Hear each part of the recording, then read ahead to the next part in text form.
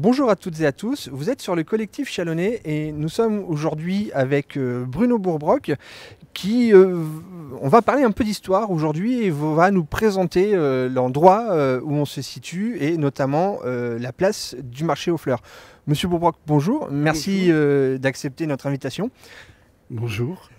On vous a proposé, à travers différents reportages qu'on va faire, de nous présenter certains lieux de Chalonnais qui ont une histoire que l'on pourrait partager avec les Chalonnais.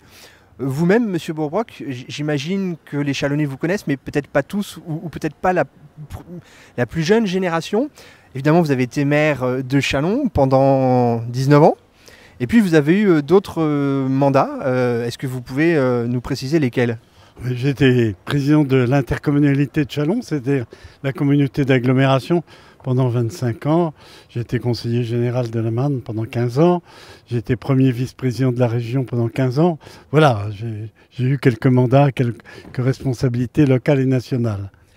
Et puis, alors, je le dis parce que c'est une anecdote, mais vous avez été maire 1 an de plus que votre prédécesseur qui était Monsieur Jean Ressier, qui a été maire pendant 18 ans. Et si j'ai été maire 19 ans, c'est parce que l'un des 3 mandats que j'ai faits a été prolongé d'1 an par une loi pour tous les maires de France. Hein.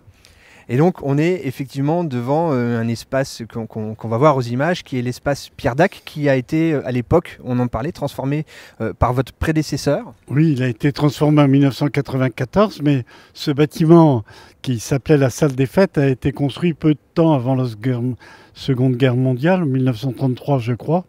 Et comme j'habitais sur la place pendant mes 11 premières années, eh bien ça a été la perspective que j'avais depuis les fenêtres de l'appartement de mes parents, dont l'entrée était rue François, derrière la petite rue, la rue François, du nom d'un célèbre pharmacien chalonnais qui a été pharmacien dans les armées de l'Empire et qui a été surtout pharmacien à Châlons, qui était chercheur dans le domaine du champagne. Très bien, c'est bon à savoir. L'espace Pierre Dac, à l'époque où c'était une salle municipale, vous nous l'avez dit tout à l'heure, c'était un endroit où il se passait beaucoup de choses à l'époque. La salle municipale était le lieu où un grand nombre d'événements se passaient. Presque tous les événements de Châlons se passaient à la salle des fêtes. Alors, il y a eu une époque que j'ai connue, il y avait beaucoup de bals, il y avait un tout petit peu de théâtre, mais il y avait les expositions, et puis bien sûr le gala des Fignos qui se déroulait chaque année ici. D'ailleurs, pour moi, c'était pendant 8 jours, puisque les Gazards venaient monter les décors. C'était depuis ma fenêtre un spectacle de et j'admirais aussi, au moment des Fignos, l'uniforme des Gazards. D'ailleurs, ma mère a toujours souhaité que je sois Gazard. Sans doute ressentait-elle le prestige de l'uniforme. Vous avez eu d'autres uniformes au cours de votre carrière et vous le portez toujours d'ailleurs. Tricolore. Oui. Exactement. Alors si on a choisi cet espace, c'est pas pour rien, Monsieur Bourbrock, qu'on a fait le centenaire de la Chalonnaise il y a quelques temps où on a couvert l'événement et on s'est rencontrés à ce moment-là et vous nous avez effectivement confié avoir passé les 11 premières années de votre vie et bien, juste derrière nous, ce bâtiment que l'on voit. La place du marché aux fleurs n'était pas tout à fait celle-ci à l'époque. Non, elle était plus étroite puisque sur notre gauche, entre la place et la rue d'Orfeuille, il y avait un immeuble, enfin 2 immeubles pour dire la vérité, qui accueillaient le magasin de la compagnie Singer, les machines à coudre, et puis une succursale des coopérateurs de Lorraine. Donc 2 commerces qui donnaient sur la rue d'Orfeuille. Et donc il y avait une petite rue. Au moment où vous nous filmez, il y a les chalets encore du marché de Noël.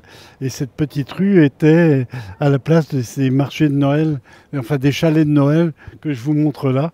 C'était la rue de l'Éléphant. Pourquoi la rue de l'Éléphant? Je suis incapable de vous le dire. Au sujet des machines à coudre, Monsieur Bourbrock, vous nous avez aussi évoqué qu'il y avait un musée, alors un musée qui a le nom de musée mais qui n'en a pas le statut officiel, mais quand même qui regroupe un grand nombre de machines. Oui, c'est un musée qui se situe sur la place des Buttes et qui a été créé par Monsieur Cordier. C'est un musée fort intéressant et qu'il faut découvrir quand on est chalonnais. on va essayer de le faire découvrir à nos abonnés très prochainement. Monsieur Bourbrock, si vous le voulez bien aussi, on peut essayer d'avoir une vision d'ensemble sur cette place. À l'intersection de la place sur laquelle on se trouve, la place du marché aux fleurs, il y a aussi la place Godard qui tire son nom de quelqu'un qui fut maire de Châlons lui aussi. Oui, Alexandre Godard a été maire il y a très longtemps. Il a été nommé par le préfet bourgeois de Gessin en 1831 et il a été maire à 2 reprises. Et c'est lui qui a couvert l'espace qui s'appelle Place Godard maintenant, mais où il y avait le mot à découvert. Le mot à découvert, effectivement. Alors on imagine effectivement cette place différemment avec le mot qui la traverse.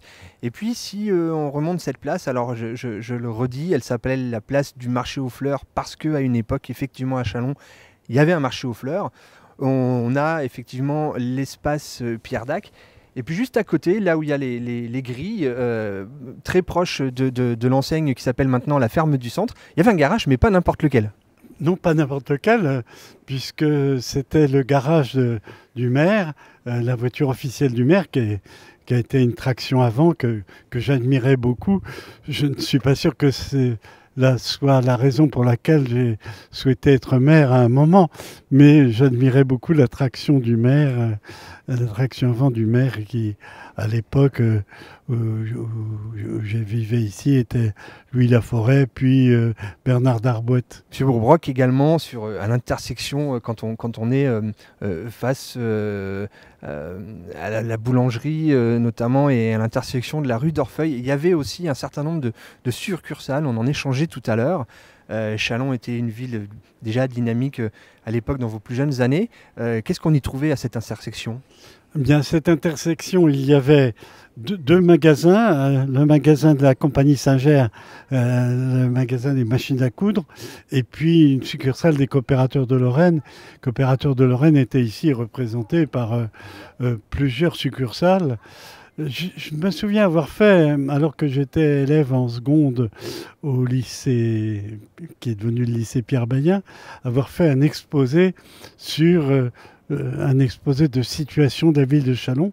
Il y avait à ce moment-là 52 succursales des Échos, et il y avait 6 coopérateurs de Lorraine, il y avait d'autres succursales de magasins d'alimentation.